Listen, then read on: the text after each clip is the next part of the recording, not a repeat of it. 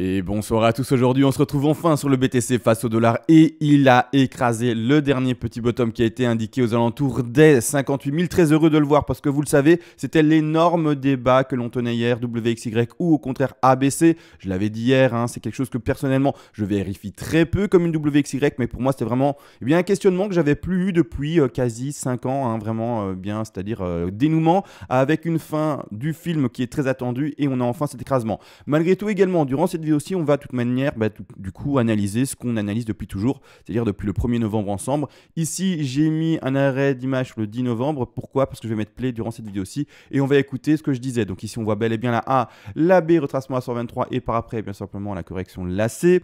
On va écouter ce que je disais à ce moment-là. Je ne mets pas play maintenant, je mettrai play durant la vidéo aussi. Vous allez voir que c'est très intéressant. Pourquoi? Parce que ça explique en fait aux néophytes où est la zone globale d'achat. Comment ça se passe pour les traders, etc. Bref, je trouve ça très intéressant de revoir ce qu'on dit à l'époque, enfin à l'époque, il y a de ça maintenant 8 jours précisément, une semaine un peu plus, ce qu'on disait et comment ça se traduit dans la réalité des choses par rapport au trading, par rapport aux ouvertures de trade en long et bref, vous aurez compris, par rapport au trade haussier pour ceux qui ne comprennent pas le terme un peu plus complexe qui est long. Malgré tout, tout ça sera analysé durant la vidéo, c'est-à-dire qu'on va regarder les petites vagues, 1, 2, 3, 4, 5, etc., voir les hypothèses, etc., de ce décompte, voir si on peut encore écraser ou si c'est déjà enfin maintenant le bottom par rapport à cet ABC qu'on défend ensemble depuis fort longtemps. Malgré tout, tout ça après la petite intro et on ne fait pas plus long.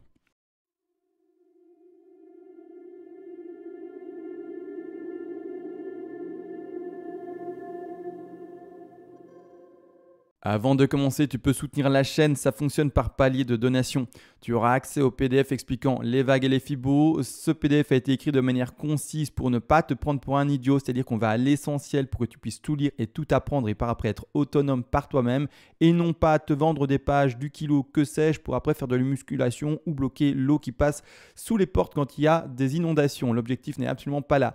Et également, si tu es un énorme donateur, tu pourras me demander une analyse en particulier sur l'actif spéculatif de ton choix et je le ferai en privé pour toi, bien entendu, en vidéo le plus rapidement possible. Maintenant que les donations sont expliquées, let's go directement pour l'analyse du BTC. Voilà, on y est, on est enfin sur le petit BTC. Avant de commencer, l'arrêt sur image par rapport à la ABC et le play pour cette dernière vidéo qui avait déjà fait 28 000 vues, tout de même, c'est pas mal pour mes vidéos. Je suis pas non plus un vidéaste qui fait des centaines de milliers de vues sur ces vidéos, donc 28 000 c'est bien, surtout en phase où on est plutôt stable, donc je suis assez heureux de ça. Malgré tout ici, ce qu'on va regarder, c'est le développement premièrement de ceci. Pour ma part, vous le savez, le rectangle, je vais le laisser, c'est pour la vidéo. Et donc c'est intéressant de le voir. Mais ici, clairement, on est propre. C'est-à-dire que je rappelle, pour les tout nouveaux sur la chaîne, les anciens, ceux qui regardent mes vidéos récemment, également de manière régulière, vous savez. Mais on a été trouver ce sommet de B en fait à la perfection. Malheureusement, j'ai pas pris une vidéo, j'aurais dû le prendre finalement, une vidéo qui mettait cet objectif de B parfait pour retrouver le retracement. Malgré tout ici, c'est parfait. Pourquoi? Parce que l'objectif d'une B à B, c'est en flat, ce sont précisément les 123-127%. On va chercher au pixel près la zone des 123. Donc finalement, on prix près les 69 037 $ pour le BTC pour indiquer ici une flat. La flat par après qui, s'effectue à l'écran. Là, c'est pas inventé. On a bel et bien la correction et on va même plus bas que la racine précédente. Donc, on est bel et bien ici sur un développement en 3 vagues. Et le questionnement que certains pouvaient avoir, est-ce que finalement, on ne serait pas dans une 5 ou quoi que ce soit? Moi, personnellement, j'ai jamais réussi à compter ce schmilblick ici en 5 vagues. Mais bon, il y a peut-être des questions qui se posaient la question, des questions qui se posaient non, mais des personnes qui se posaient la question. Et ici, on a la réponse. On est en dessous. Pour ma part, on n'était pas dans un développement de 5 et au contraire, dans une WXY, dans le sous-décompte de la B. Bon, ça, c'est fait. Ça valide à fond la ABC. Et donc, ça, confirme certains décomptes. Maintenant qu'on est là-bas en dessous, l'objectif également, c'est de voir où est-ce qu'on en est vis-à-vis de l'AC, des objectifs d'achat, etc., vis-à-vis du sous-décompte. Première chose, juste pour le dire également, hier, vous l'avez entendu en intro, et ceux qui ont vu la vidéo d'hier, vous êtes beaucoup parce que la vidéo d'hier a fait 21 000 vues, donc c'est sympa. Malgré tout, il y avait eu cette hypothèse amenée par un abonné qui disait, écoute CMA, on est peut-être, alors je cherche mes WXY, j'y arrive pas, dans une WXY, etc., etc., et c'est tout à fait possible.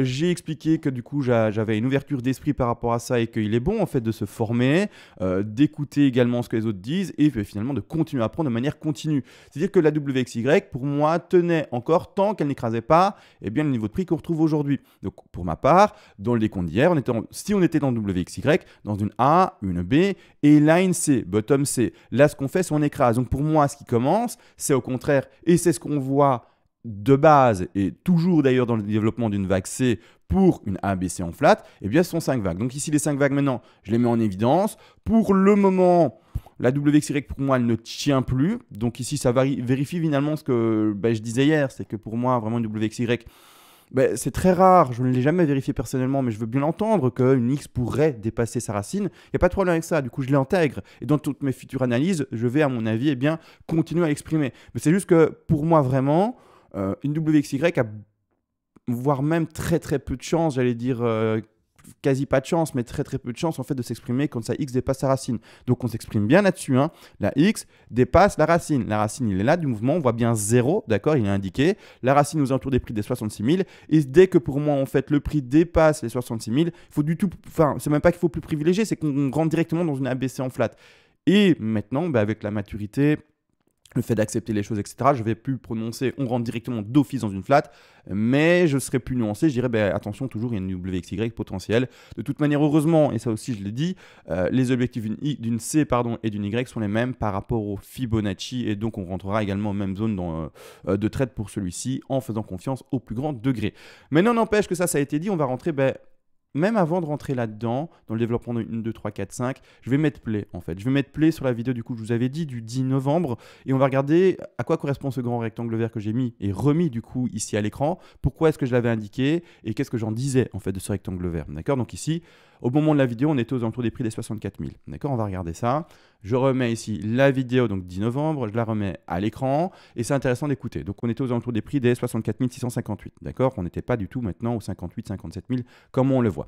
Je mets play, je me tais et c'est parti. Je vais juste vérifier avec vous que l'enregistrement se fasse bien, bien entendu pour le micro ici, c'est bien fait. Je le remets en dessous et je mets réellement play cette fois-ci. Malgré tout ça, d'accord, toute cette zone, alors je vais caricaturer en mettant un gros rectangle, c'est une zone de rebond, c'est une zone d'achat. Tu peux t'amuser à shorter le marché si tu veux. Personnellement, je ne le ferai pas. Je me retrouve, ou en tout cas, c'est pas je, mais le BTC semblerait nous indiquer un marché extrêmement bull. Il vient de faire un nouvel ATH il y a de ça très peu de temps. Du coup, voilà, personnellement, je resterai dans l'optique de quelque chose d'extrêmement bull pour aller atteindre les 70 000, 80 000, 90 000 et enfin peut-être même les 100 000. Ou on va pas aller plus loin. Voilà, c'était vraiment pour indiquer qu'on attendait cette correction et que ce code des opportunités d'ouverture de long, c'est-à-dire de pari haussier. On est dans un marché bull, comme je l'ai dit dans la vidéo précédente. Et ici, c'est l'occasion d'ouvrir des trades pour monter avec le cours, pas pour parier à un gros mouvement baissier. Et c'est-à-dire, pas celui qui est là, ça, c'est pas un gros mouvement baissier. D'accord. On parle de shorter le marché de manière à revoir un réel marché bear et de retourner aux 20 000, 30 000, ou voire même moins. On n'est pas du tout dans cette optique-là. Là, la correction qui est en train de s'effectuer, c'est une correction qui est attendue dans le plan. C'est une correction, mais du coup, qui ne, entre guillemets, ne nous surprend pas parce que le plan a déjà été prévisualisé, travaillé à l'avance. Et c'est-à-dire que cette correction-là, pour nous, ce n'est que des opportunités d'ouverture de trade. Et on est très heureux de voir finalement cette correction parce que, comme dit, ce sont des opportunités qui étaient attendues. Et vis-à-vis de cette opportunité-là qui est attendue, on a pu mettre en place ses points d'entrée, son stop loss positionné selon son agressivité ou plutôt son non-agressivité, c'est-à-dire son côté plus défensif. Par là, bien entendu, ceux qui ne me suivent pas et qui n'ont pas suivi mes vidéos précédentes, j'indique quoi? Un stop loss positionné par rapport à un point d'entrée plus ou moins large, plus ou moins serré par rapport à son point d'entrée. Tout ça, encore une fois, j'ai déjà expliqué par rapport au risk management ou différents profils défensifs, offensifs, bien entendu. Malgré tout, ici, c'est propre. On est en train de baisser. On est dans cette zone d'achat qui a été déterminée à l'avance. Et donc, on attend quoi? Tout simplement un rebond. Et je vais le réindiquer également avec une flèche, comme ça avait été fait. Vous le savez, dans la vidéo qu'on vient de regarder durant 15 secondes ensemble. Donc, c'est à ça que ça correspond, ceci. On est dans quelque chose de prévu. On est dans quelque chose qu'on attendait. Et donc, on continue d'ouvrir des longs et non pas des shorts. D'accord? Vous pouvez, comme dit, shorter le marché, mais vous allez shorter alors un petit mouvement. D'accord? L'objectif, entre guillemets, pour nous, c'est d'aller choper tous ces take profit partiels parce que tous ceux qui rentrent en trade dans ce rectangle vert, voire même plus bas, si ça devait aller plus bas et écraser, je ne sais pas, à 49 000, ce serait encore dingue, encore plus dingue comme correction, mais l'objectif c'est tout de même de monter jusque là-bas tout en haut avec un premier objectif minimum et un premier take profit partiel à 112 000 $. Donc vous voyez, c'est déjà faire un x2, même plus par rapport au prix où on est maintenant, 58 000 au moment où je parle. Donc l'objectif minimum est déjà un x2 et voir l'objectif maximal théorique pour uniquement le développement de la vague ici en bleu, c'est d'aller rechercher les 200 000 $. Et le développement ne sera pas fini à ce moment-là. Vous voyez par la suite, les objectifs sont de continuer à monter. Je suis en 4 heures, c'est pas facile à identifier et à pouvoir montrer à l'écran, mais de continuer à monter vers les 200 000, 300 000, 400 000 pour après, vous le savez, souvent on me dit CMA, tu ne montres que des plans boules, c'est parce que vous ne m'avez pas connu quand on était en 2017, 2018, 2019. Là, c'était au contraire, on va à 3K, on va à 3K, on va en 3K, et voire même quand on est à 3K, on était à 3K, j'ai même enfoncé le clou en disant on va peut-être même à 2008. Donc voilà, il faut en avoir conscience que quand le marché bear est présent, je m'exprime en tant que bear parce que mon plan m'indique un plan bear, mais au contraire, quand le marché est bull et qu'on est dans un marché bull, eh bien, je vais indiquer un plan bull parce que mon plan m'indique qu'on est encore bull. Et également, du coup, où sera, pour ceux qui se posent la question, d'accord, CMA, mais où sera du coup le prochain bear market? Le prochain bear market est indiqué déjà à l'écran ici. Alors attention. Ne regardez pas les dates et ne vous dites pas « Ah, la fin du bear market, c'est le 30 novembre d'année 2026 ou 26, 27 ici. » Non, d'accord, je ne sais pas travailler le temps. Il est vrai, sur le BTC une certaine cyclicité qui peut s'observer par rapport au halving. Maintenant, rien ne confirme que cette cyclicité va toujours également se traduire et pour le moment, c'est le cas. Est-ce que ça sera le cas plus tard? On ne sait pas. Donc, pour le moment, le temps, de toute manière, on ne sait pas le travailler. Et il faut juste que je dépose mes vagues pour que visuellement, on puisse le lire. Parce que si je dépose mes vagues de cette manière-là, on va bien s'amuser. D'accord? J'en identifie une pour le hasard, pour illustrer mes propos, mais non, c'est illisible. Il faut, pour qu'on puisse lire le développement et comprendre, eh bien, développer les vagues pour qu'on puisse les lire, d'accord? Sinon, eh bien, c'est ridicule, hein, on se comprend. Donc, c'est ce que je fais là. Je développe mes vagues pour qu'on puisse les lire et que ce ne soit pas une horizontale et un truc qui est juste illisible et incompréhensible, bien entendu. Mais donc, ça, c'est dit par rapport au futur bear market qui sera celui-ci, bien entendu, mais ce bear market lui-même s'introduit dans un marché bull, d'accord? Et dans ce marché bull par après, eh bien, on aura un autre bear market, pas cette 4-là, hein, ça c'est pas un bear market, c'est juste une petite correction. On aura un autre bear market qui s'introduira sur un degré encore plus grand, et etc., etc., etc. Alors également, la question c'est, du coup, en fait, également, je réponds beaucoup aux questions là, et je trouve que finalement, je développe peu mes îlots de Wave, mais je vais le faire durant la vidéo, mais j'en profite. C'est, du coup, en fait, on est extrêmement bull avec le BTC et finalement, le plan ne fait que monter. Si on regarde les grandes vagues, à chaque fois, elles amènent une plus grande vague. Il est vrai que des zones de crash, mais qui chaque fois montent. Pourquoi? Parce que j'ose espérer, et le plan, c'est ce qui m'indique, que le BTC se retrouve vraiment comme un actif, c'est-à-dire un actif, je dis actif financier, mais finalement comme une alternative très importante, qui prendrait une place très importante finalement dans l'écosystème qu'est le monde, c'est-à-dire il trouverait une place réelle, telle Internet l'a trouvé. Internet maintenant, plus personne ne se pose la question de si c'est dangereux ou pas, mais au début d'Internet, c'était finalement l'ouverture à des escroqueries, pardon, j'ai eu du mal à dire le mot, ce sera plus simple pour moi de dire scam, arnaque, l'ouverture également à des ventes de marché noir et des choses comme ça, d'accord? Donc armement, drogue, vous aurez compris, tous les sites également illicites, les sites également à caractère, on va pas le dire, mais très adulte, d'accord? Bref, c'était mal vu. Maintenant, Internet, on a compris qu'il n'y a pas que ça, d'accord? Il y a plein de choses. C'est la même chose pour le feu, au début ça brûle, mais on comprend qu'après, finalement, le feu c'est super intéressant, d'accord? C'est une source d'énergie, c'est une source de lumière, c'est une source de plein de choses, d'accord? Donc,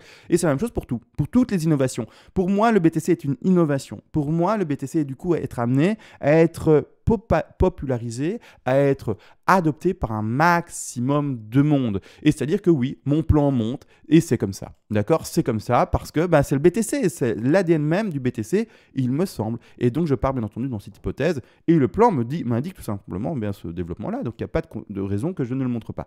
Maintenant que ça, c'est dit, petit aparté finalement, moins technique, ça m'arrive très rarement de m'exprimer de cette manière de ce que je pense du BTC, de ce que je vois pour le BTC, etc., des bear market et des cycles suivants. Ça m'arrive très rarement, mais voilà, aujourd'hui c'était le cas. J'ai voulu, et c'est complètement spontané parce que il faut le savoir, j'ai aucun texte. Hein. Moi, je prends le micro, je parle et let's go. Hein. Il n'y a pas de texte, il n'y a rien de préparé, c'est complètement spontané et c'était pas du tout prévu que j'en parle et j'en ai parlé parce que c'est sorti de manière juste complètement libre. Maintenant également, du coup, on repart enfin dans les Elo Wave. Désolé pour les débutants, du coup, on part maintenant sur un graphique beaucoup, en tout cas sur un plan beaucoup moins accessible que le petit discours que j'ai eu ultra simple maintenant. On part bien entendu dans le développement de la ABC et dans une série, il faut 5 vagues. Premièrement, ces 5 vagues-là, donc je retire un peu le rectangle vert, on a compris par rapport à la vidéo pourquoi je l'avais indiqué. pour visuellement t'y retrouver sur le plan, bien entendu, que les néophytes comprennent en fait ce que je disais dans la vidéo précédente. Ici, c'est-à-dire que premièrement, on va chercher un BAT 2 après rebond, énorme rebond pour aller rechercher les 100 000 et plus, on l'a vu. C'est-à-dire que pour le moment, on va développer les 5 vagues ici. 1, 2, 3, 4, potentiel 5. D'accord? C'est-à-dire que là maintenant, l'enfoncement, pour moi, c'est ceci. Je vais mettre de retrait la 2 qui me gêne et je vais légèrement remettre de retrait la C, je vais mettre une ligne plus fine et je vais mettre en avant le sous-décompte, d'accord, le sous-décompte qui va compléter la C. La C sera finie quand on aura retrouvé le bas de tête 5 là. Donc c'est important maintenant finalement de la travailler, il me semble, bien entendu. Et je vais mettre un degré plus 1000. Excusez-moi, j'ai dit écrasement de C, c'est pas ce que je voulais dire. Vous aurez compris l'écrasement de la 3.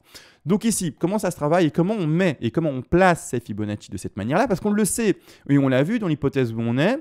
En 4 heures, premièrement, on va regarder le RSI. Le plus bas du RSI se fait bel et bien par rapport à la 3. D'accord? On a bel et bien un rebond pour la 4. Pour le moment, on fait bel et bien des plus bas avec des clôtures de bougies plus basses par rapport aux clôtures de bougies précédentes. Et ce qui nous indique également une divergence haussière. D'accord? Donc on le voit. Donc ça, tout est propre, tout est magnifique. Enfoncement avec des prix plus bas, enfoncement du RSI avec finalement un RSI qui, lui, n'est pas plus bas par rapport au RSI précédent. Donc ici, pour l'indiquer pour ceux qui ne suivent pas, je rappelle, je suis une chaîne pédagogique, donc c'est normal que je sois quelqu'un qui répète encore et toujours parce que y a des néophytes qui arrivent. Ceux qui sont maintenant expérimentés, qui disent CMA, t'es gentil, mais non, je sais, tu te répètes et ça m'énerve, c'est le moment de partir de la chaîne. Vous êtes trop avancé et arrêtez de la regarder. C'est bête, mais c'est comme ça. Maintenant, du coup, 1, 2, 3, 4, divergence 5, on est bon. On est parfait par rapport au développement de la 5. Maintenant, l'intéressant, c'est de voir en 4 heures comment ça évolue et voir si au contraire le RSI continue à s'écraser et s'il va plus bas que la 3. Là, on va repositionner nos vagues, voir si on n'est pas dans une autre hypothèse et quoi que ce soit dans des comptes. Pour le moment, rien ne contre-indique ce qui est à l'écran. Donc, on reste dans ce plan. Il n'y a aucune raison de le retirer, de l'éluder, de dire qu'il est mauvais. Au contraire, il est très bon. Maintenant, de toute manière, objectif par rapport à ce développement-là en termes de Fibonacci. On prend comme toujours son Fibonacci d'extension pour travailler les sous-vagues. On place bien entendu la racine, le top de la 1. Ce décompte-là, on l'a fait en direct, bien entendu, quand il se développait avec cette fameuse ABC en flat.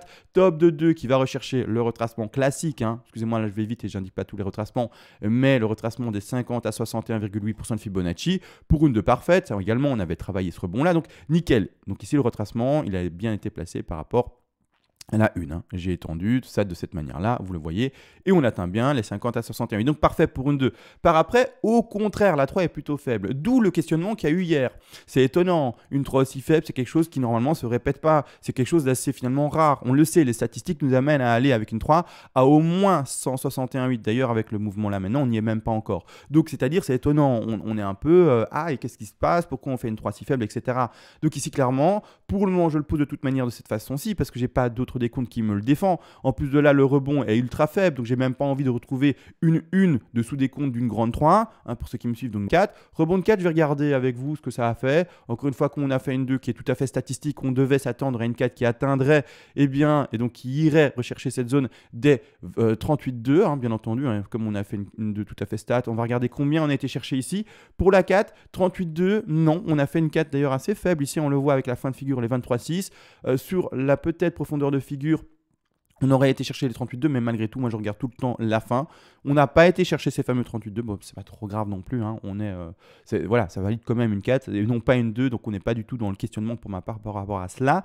Ici, 4, du coup, qui va chercher ses 23,6 un peu plus, malheureusement pas les 38,2, comme indiqué. Et on va enfin travailler la 5. Comment on travaille la 5 dans ce contexte? Quand on a une 3 qui est plus faible que 161,8. C'est indiqué dans le PDF pour ceux qui l'ont, bien entendu.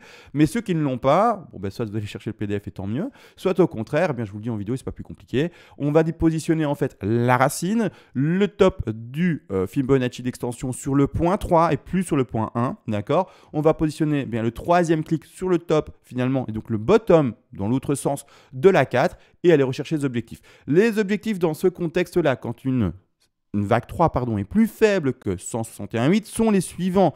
38,2, 61,800 et 161,8% de Fibonacci. On a déjà atteint maintenant en direct les 38,2, donc il se pourrait qu'on soit déjà de toute manière sur le bottom où je vous parle dans le développement de cette ABC-ci. Hier, on voyait par rapport à la WXY potentielle, je vous ai dit énorme film pour moi, re-questionnement par rapport finalement à ce que je connais depuis un bon paquet d'années et donc du coup clairement on a fortement parlé de la WXY sans éluder la ABC. Pour moi, je vous le dis, si on n'avait pas eu ce questionnement de WXY, j'aurais de toute façon annoncé, et ça a été dit mot pour mot hier dans la vidéo, eh bien cet écrasement de 5. On fait cet écrasement de 5, donc on valide fortement ce décompte-là. 38,2.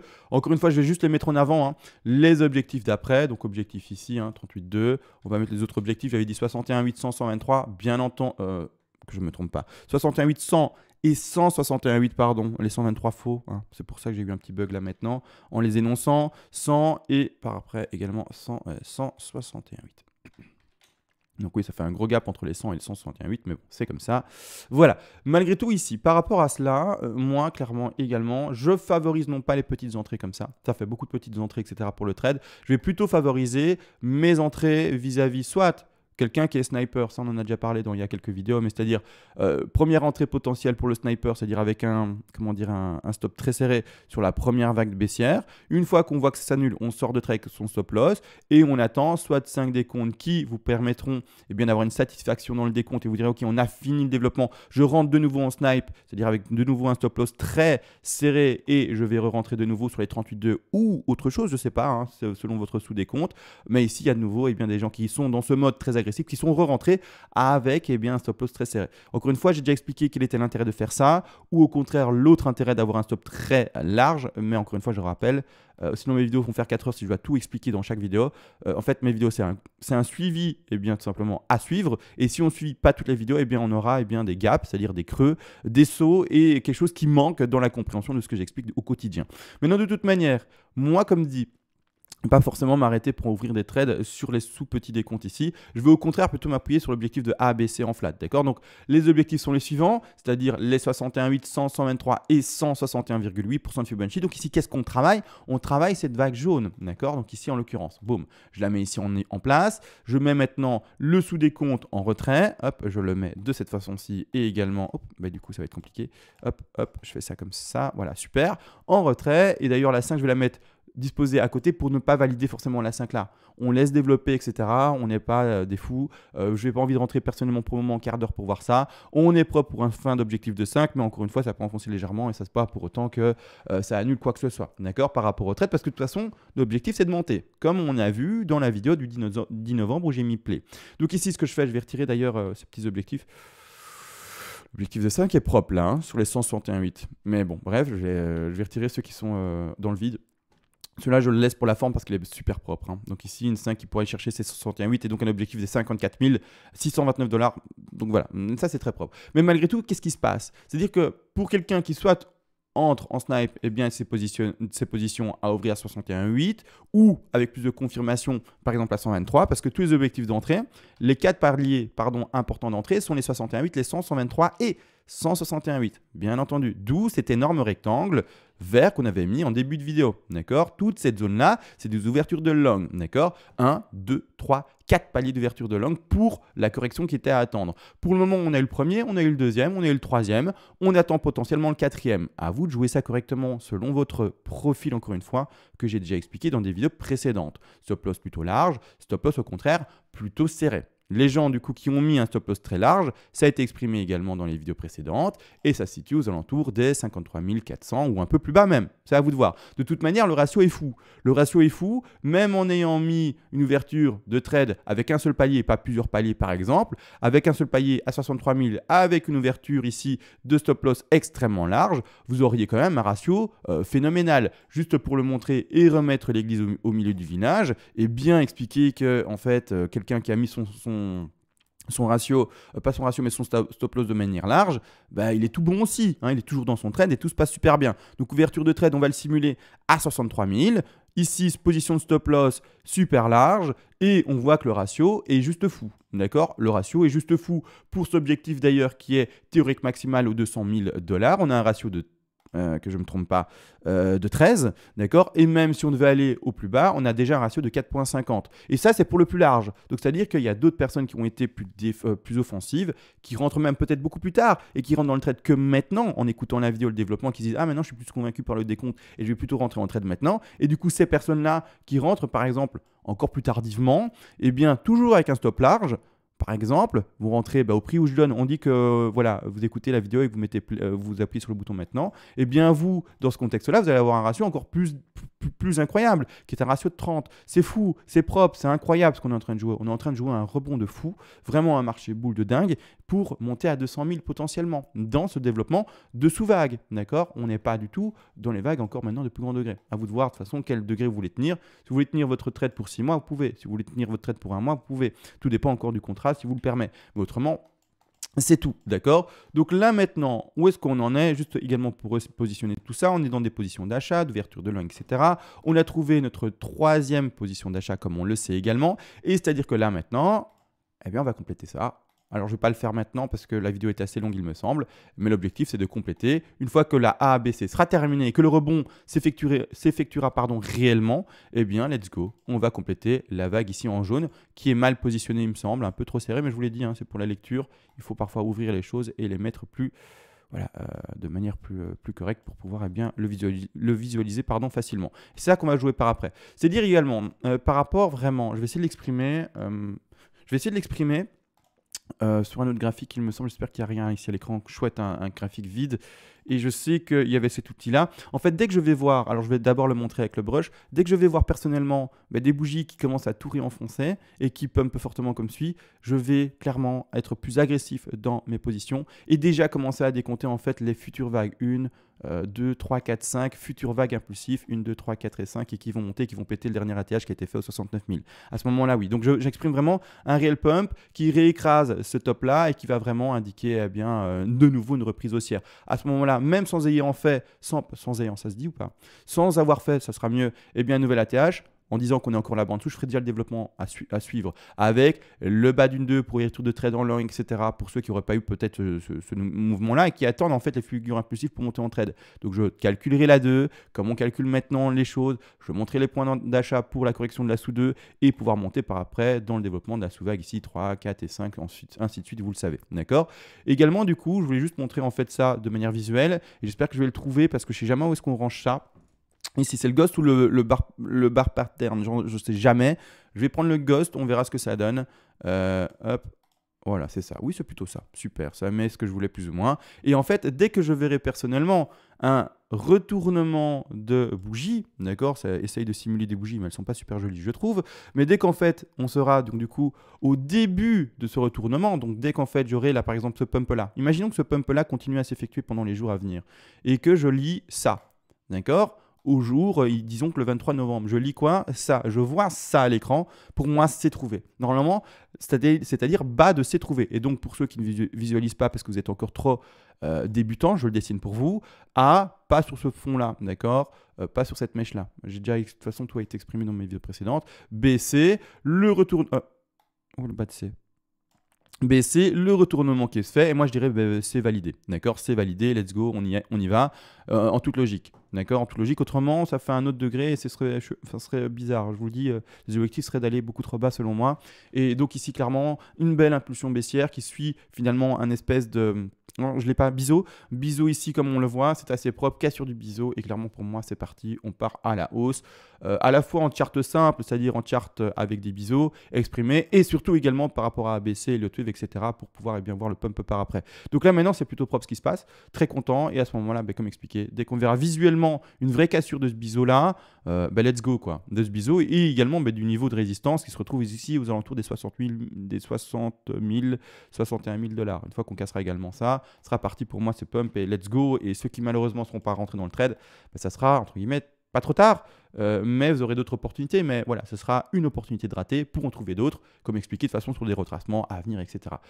Maintenant, j'ai été très complet. Vidéo finalement, je ne sais pas s'il a été moins technique que d'habitude, mais je sens que j'étais moins technique. Après, d'autres vont me dire, mais si, en fait, ces maths étaient extrêmement techniques, mais je trouve que j'étais moins technique et plus dans la psychologie, plus dans le développement de phrases. Et voilà, vous aurez compris ce que je veux dire. Plus dans le développement d'idées et pas non uniquement et seulement dans le développement de Fibonacci, de calcul mathématique, etc. Entre guillemets, hein, parce qu'il n'y a jamais trop de maths non plus durant la vidéo, parce que j'en fais pas réellement. C'est surtout les outils qui sont déjà prédisposés et qui ont fait tout le calcul pour moi.